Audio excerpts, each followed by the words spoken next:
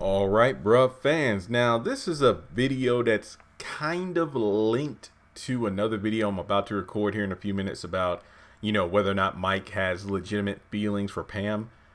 Do you think Mike is going to see Andrea, not Andy, but Andrea once again in the Bruh series? Do you think he's going to try to, hit it and quit it? Or do you think his feelings with Pam are going to negate his attempts to try to contact Andy again?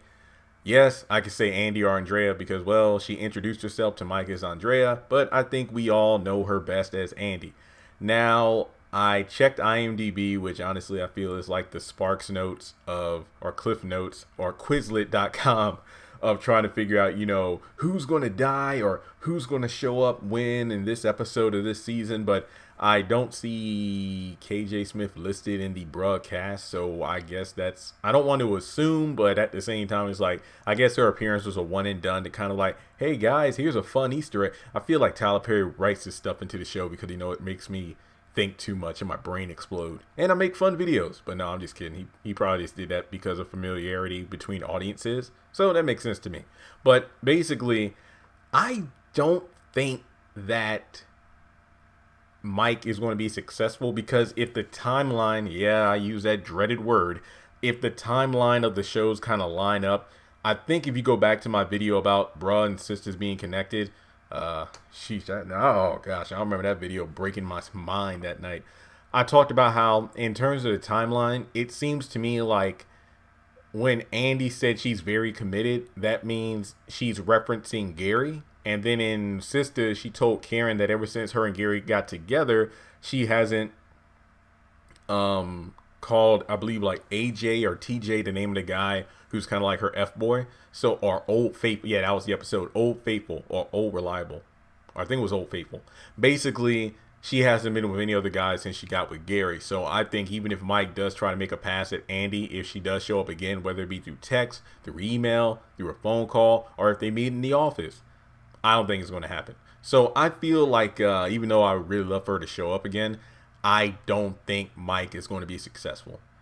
I think if nothing else, he's going to be laser focused on Pam. And because of that, he's not even going to look in Andy's direction, which begs the question, Jeremy, Pam or Andy? I don't know enough about Pam yet. And also Andy is, I